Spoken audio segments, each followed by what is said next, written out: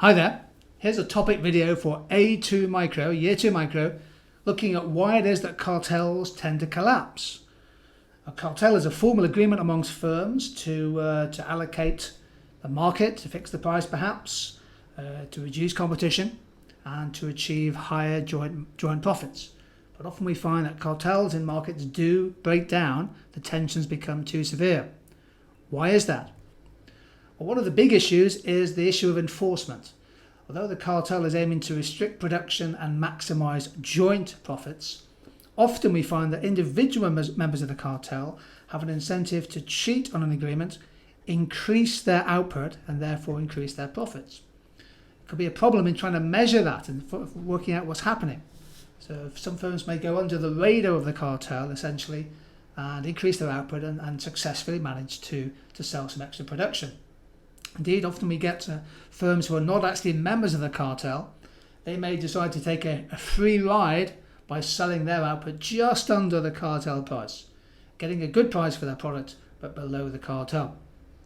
Cartels often break down in a recession because an economic downturn creates excess capacity because of falling demand.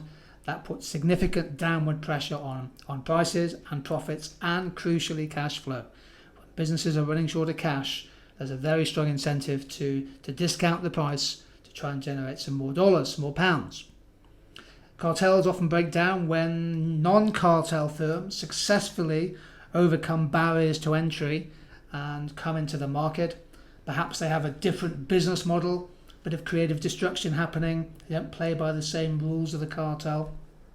Cartels can break down when one or more members decide, perhaps fearful of the potential penalties of exposure, they may decide to blow the whistle on the cartel, partly in the hope of either a lower fine or perhaps even immunity from prosecution.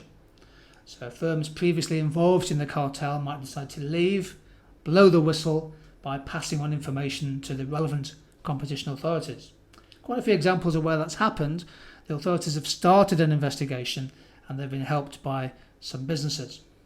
I think the last point is really important. Cartels tend to break down when the trust or the social capital erodes over time, particularly when the cartel members develop different strategic objectives. So the tensions within cartels mount. Eventually they can cause the cartel, the price fixing agreement, to collapse. So here's a nice summary of why cartels break down. Often they break down in a recession because that creates excess capacity. Cartels break down when there's cheating in the agreements, some firms overproducing. They break down when they're exposed by the competition authorities, and they can often collapse when new firms come into the industry who are not members of the cartel, and that reduces the cartel's dominance or hold over the sector. Here's a few examples of price fixing cartels which have been exposed. Just recently, Apple was told to pay over $450 million as part of a settlement in the ebook price fixing issue. Apple had conspired, according to the US authorities, with 5 book publishers to raise the price of ebooks to something like $12.99, significantly above the price that had previously been set by Amazon. Just a few weeks ago, Colgate, iconic multinational consumer products firm, fined 18 million Australian dollars over a price fixing cartel in the detergent market. Well, we'll wash over that one and look at this most recent example. Just today I found out that some German retailers, including Netto, have been fined over £70 million or 90 million euros for fixing the price of some beers, sweets and coffee products.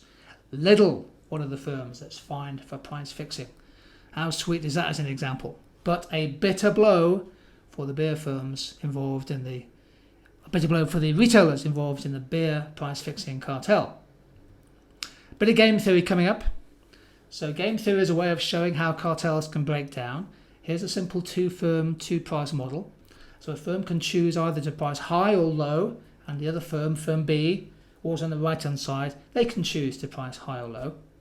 And this is basically a two-price model. So we isolate one firm and assume that, let's say that firm decides what it's going to do.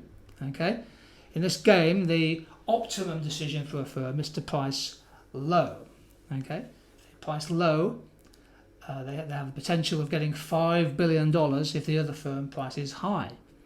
And of course they're guaranteed to make $1 billion. So in this simple payoff matrix game, the best response, regardless of what the other firm decides to do, the best response of the firm is to charge a lower price. However, they could make a higher profit by both charging a high price. That would be a price fixing cartel. The total profit there is $6 billion as opposed to $2 billion if they both charged a low price. However, if they both agree to charge a high price, then there's an incentive for one of the firms, in fact both of them at some point, to break the agreement. A is pricing high, for example, then B should price low, and as a result A would get zero profit and B would get $5 billion. So there's always an incentive to cheat in this game theory situation on a price fixing cartel. So this has looked at some of the reasons why cartels collapse.